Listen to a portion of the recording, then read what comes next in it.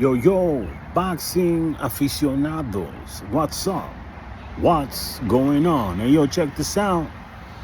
Let's talk about Teofilmo Lopez. Teofilmo Lopez, who's been making the news. I know Teofilmo Lopez must be eating up all the attention he's getting because he's an attention hog. He really is.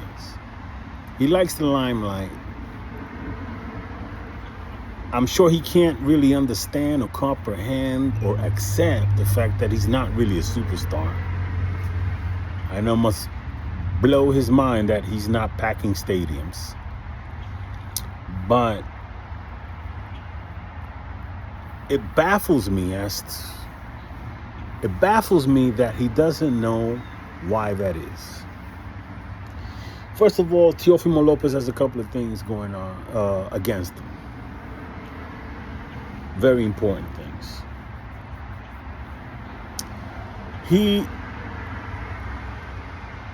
Number one is that he's not Mexican or Puerto Rican. He's certainly not black. I'm sure he's very happy to not be that, right? The way he talks about black people, but yeah, he's not Puerto Rican or Mexican. If he were either one of those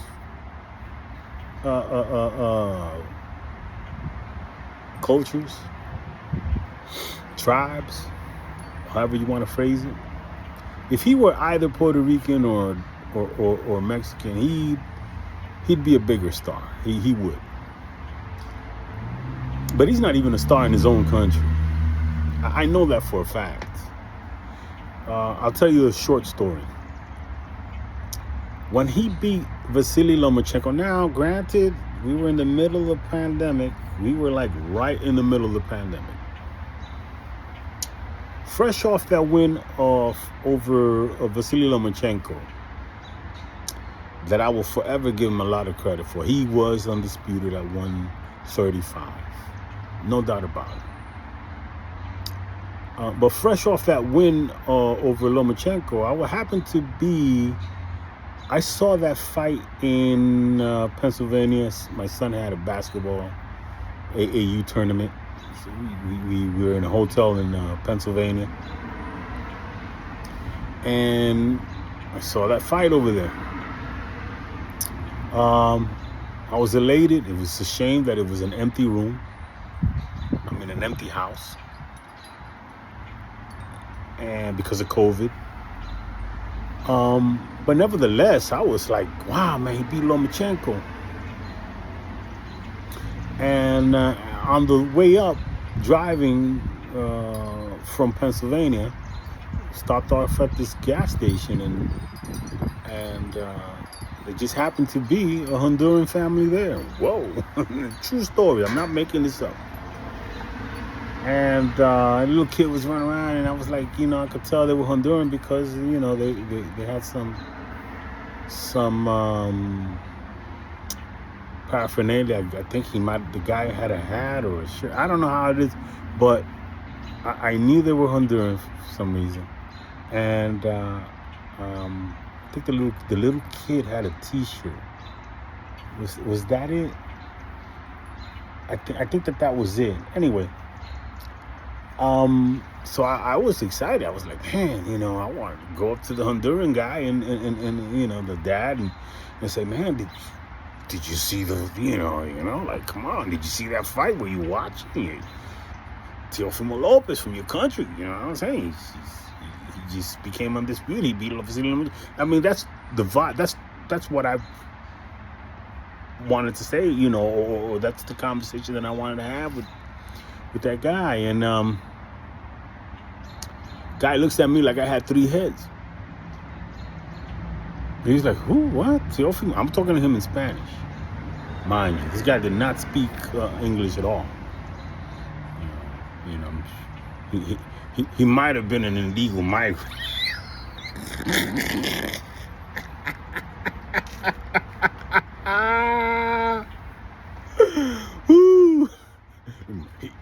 he might have been here illegally. No, but that's neither here nor there. No. So I fully expected him to like be as excited about this win, that his countryman's performing as I was. Guy looks at me and like, Teofilmo, who? Teofilmo, and I said, and he was like, he didn't even know who Teofilmo Lopez was or that the fight took place. Over, you know why? And it's rightfully so. Honduras is not exactly a boxing haven. I'm not sure there's ever been any fighter from Honduras that they don't. I think it's all soccer over there, so they're not big fans. It's not like Argentina. Argentina follows boxing. Mexico, Colombians, they follow boxing,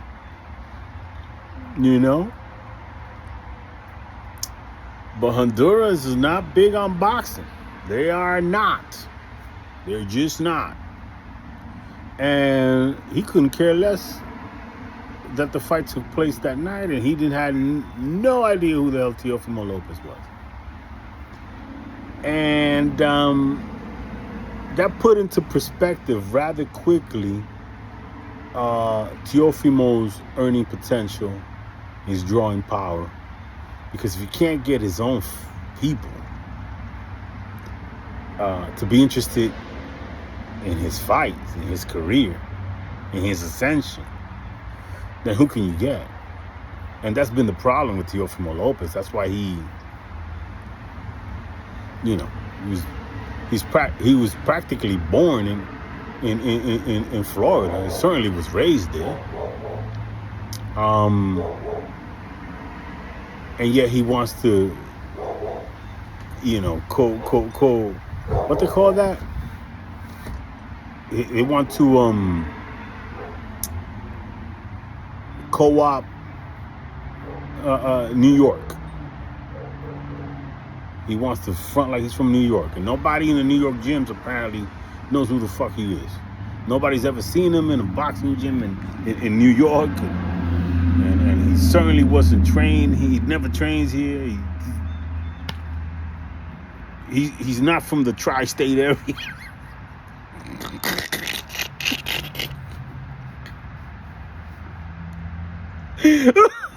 He's not from Gleason's. He's not from, why are you calling yourself Brooklyn? Nobody in fucking Brooklyn knows you. If you put Teofilmo Lopez in the subway station, that motherfucker will not know what train is going anywhere.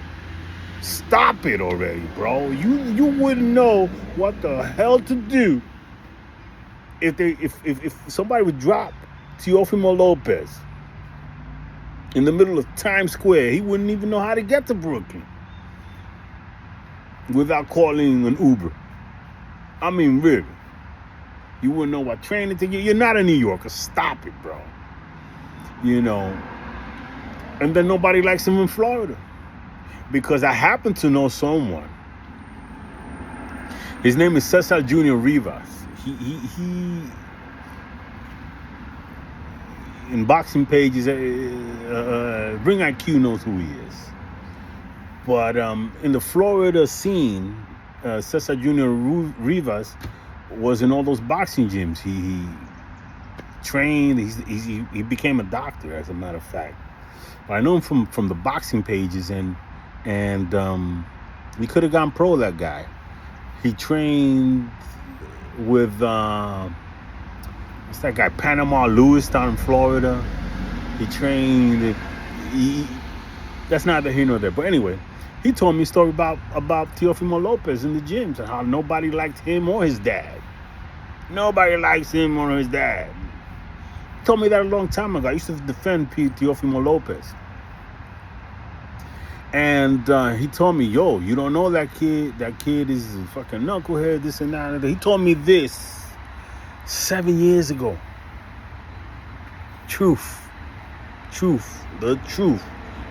In Teofilmo Lopez's ascension, he told me that's who he is. I know that guy. He's da-da-da. His dad is da-da-da-da. He's this and that. He's too crazy. Nobody likes him. Bro, that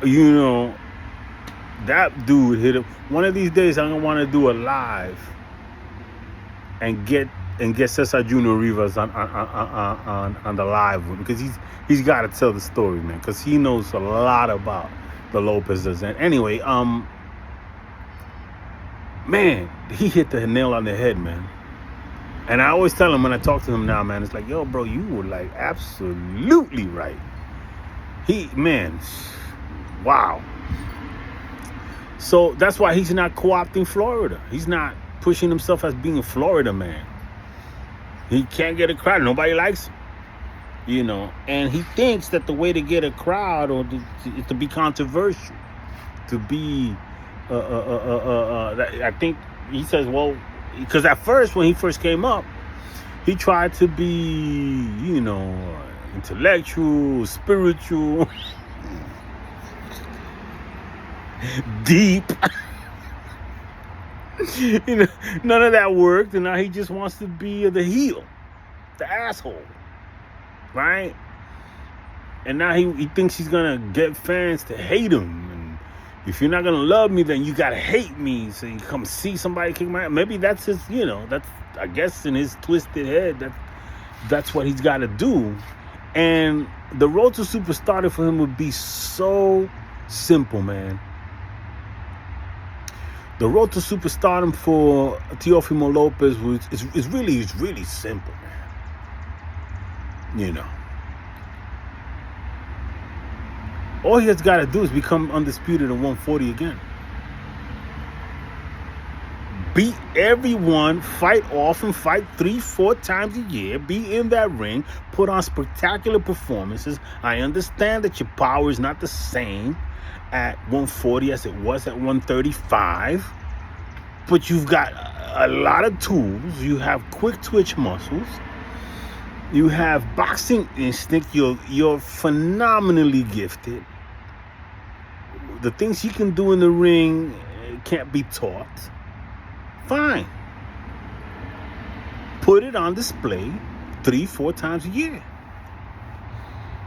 Rip a page off of Triple G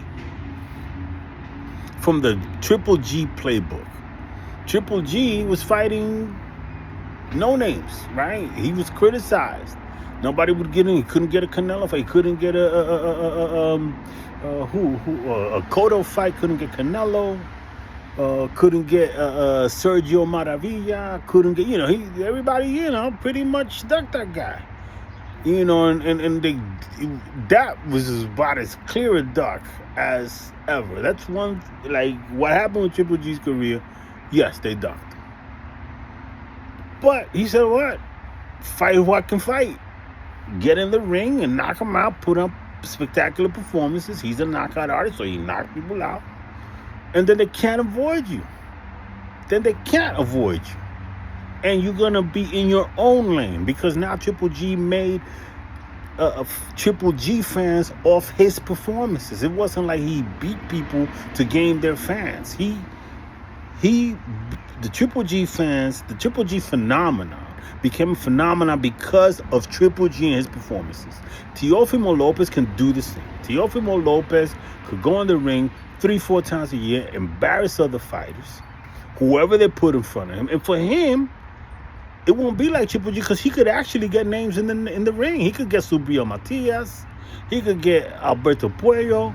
He could get Gary Antoine Russell. He could get Andy Cruz. He could get Alberto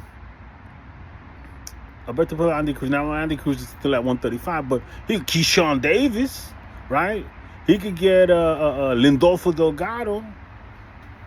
There's people for him to fight. There's names, there's belts out there that he can unify. If he so chooses, he can do the right thing for his career and just stay busy.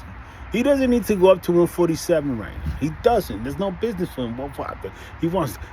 Why is it got to be a named fighter all the damn time, man? Just get in the ring and fight 3-4 times a year. Build your career off your own performances and stop all that other crazy shit. As it is right now, I don't think he's going to get to 40 fights in his career. Where's he at? I don't know. What's he got? 20-something fights? Is he gonna get to 40 fights at his pace? No, I don't think so. I doubt it sincerely. That he needs to do something. And now you got Keyshawn Davis moving into your division. What you gonna do? What are you gonna do? Are you gonna duck that fight? You didn't fight Devin Haney because whatever. He didn't want to take a trip to Saudi Arabia. I don't know what difference it makes to him. Nobody come paying to see him. Might as well go to Saudi Arabia and fight and fight in front of people that ain't really your fans. He ain't got no fans. Teofilmo Lopez got no fans. How about that?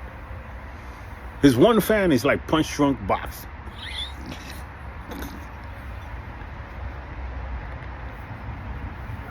And I like him. I like Teofilmo. I gotta say, I'm a fan myself, man. I love the kid.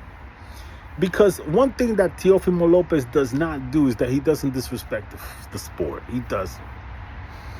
He's always made, man, look what he did to fight Cambosos. He made that weight killing. He killed himself, man, to make that weight.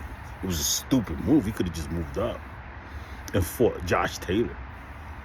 Top Rank had him penned for that fight. Back then. No, he wanted Cambosos and to prove a point, and he didn't want to do what Top Rank. He's a fucking idiot. But yeah, man. Teofilmo Lopez, man, always shoots himself in his foot. The blueprint for him to become a superstar is right there. Just stay busy. Shut up, stay busy. Stop with the trying to be controversial every freaking 2 seconds. Come on, stop it. That's dumb. Let your skill, your God-given gift shine. And stop getting in its way. Put it on display as often as possible. And that's actually an advice that I have to take myself. Yeah, man. Sometimes you say things and it's things that you have to hear yourself, right? And what I just said, I have to hear myself. Take my own advice. So that's neither here nor there. Yeah. So yeah, Teofilmo Lopez, man. What's he gonna do? Keyshawn's there, man. Keyshawn's at 140. Are you gonna fight him, or are you gonna move up and fight the 147 guy? The what's his name? I don't even know. Brian Norman. That's a fight he could do. But who could care about that fight? Brian Norman is not a star himself. You want stardom? Fight Keyshawn Davis. That's a fight with a storyline.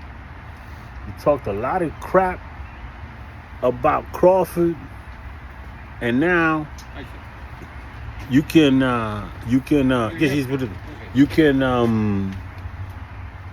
the piper. You can pay the piper. Fight Keyshawn. Fight somebody in Bomax Gym. Have a great fight, a great event. And that as bad as he looks for ducking Devin Haney, I don't really care about that fight. Devin Haney ain't nobody I want him to see fight. That was for no belt. As bad as he looks in that, as bad as the publicity is getting for that shenanigans, I think it's 10 times worse to find out that Keyshawn Davis was on the phone with you and Turki Al-Ashi in the same room with, and Turki Al-Ashi offers you the same money that he was offering you to fight Boots to fight Keyshawn, and you didn't jump on that. That makes you look bad, Teofilmo Lopez, that's a terrible look. And you got to clean that house up, man. You got to clean that up. Dig. I'm actually still roots for you. I still root for you, man. want to see the kid do well. I liken his trajectory a lot to Roberto Duran, and that Roberto Duran's from Panama. So he wasn't Puerto Rican or Mexican, but he was able to take over the Latinos at large because of his bravura, because of his performances, because of his heart, because of how prolific he was in being in the ring and getting in the ring all the time. And Teofilmo Lopez can rip a page out of Roberto Duran's playbook and possibly become a legend himself. He's the only one in his way. He's the only one in his way. It is what it is, and it ain't what it ain't. Peace. I'm out.